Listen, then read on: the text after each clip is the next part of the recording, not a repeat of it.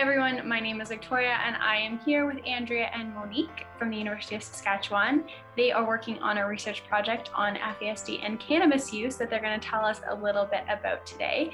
It's a partnership between the University of Saskatchewan and CanFASD. So Andrea, can you tell me a little bit about the research project that you're currently working on? Sure. So the research project that we're currently working on is a study looking at cannabis and FASD. So we're looking at what are the reported side effects and benefits of cannabis use among adults who have FASD in Canada. So why are you researching FASD and cannabis? We are interested in this topic because there's not a whole lot of research that's been done in this area. And we also know that from our community partners, lots of people are reporting that cannabis use is high among this population. Awesome. And what does your study look like? Our study is composed of two parts. So there's a survey as well as focus groups. So if I wanted to get involved in the study, how could I do that? So the survey can be completed online, or it can be completed by paper if requested from someone who would like to participate. And we also have focus groups where we're asking people to tell us about their experiences and observations about cannabis use and FASD. Great. And could you tell me a little bit about what a focus group is? Our focus groups are online.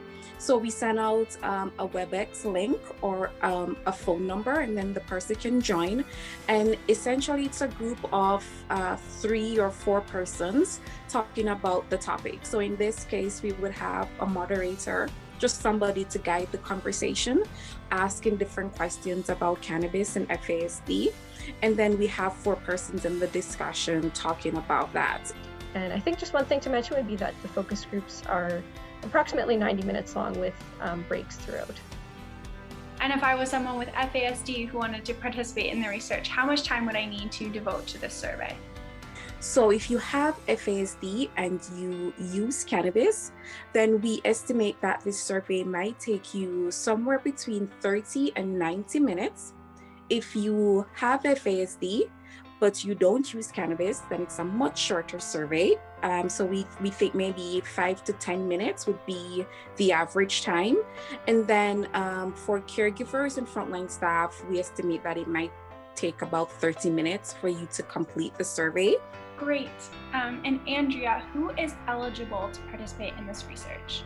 For individuals who have FASD, the eligibility criteria is that they are an adult aged 18 or above, that they live in Canada, and that they have a diagnosis of FASD or a similar diagnosis resulting from prenatal alcohol exposure, or they believe that they have FASD.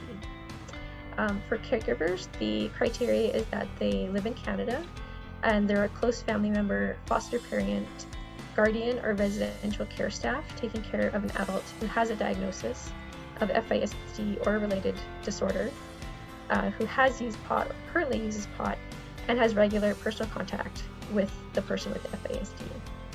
And similarly, for people who are working in a frontline staff position, the eligibility criteria is that they live in Canada and they work in an FASD-related profession and provide direct services to an adult with FASD who has used pot or currently uses pot. And these types of professions would be support worker, social worker, educational assistant, and those types. Awesome. And Monique, how could I contact you if I wanted to get involved in this research study? They could reach out to me through my work email at mpr795@usask.ca, or they could call us at 306-844-1335. When does this research project end? We stop enrollment, or the survey goes offline, October 31st, 2021. What do you hope that this research will do for the FASD community? We're hoping that the results of the research will give us more information about what are the effects of cannabis use among folks who have FASD. And we're particularly interested in whether cannabis is helpful or harmful or both, depending on the person's unique individual characteristics. And that will help us to determine whether any further recommendations need to be made with regards to cannabis and this population. Awesome. Is there anything else that you'd like to tell me about this research? No, I think that would be it. We just want to thank everyone for their participation who was involved in our study.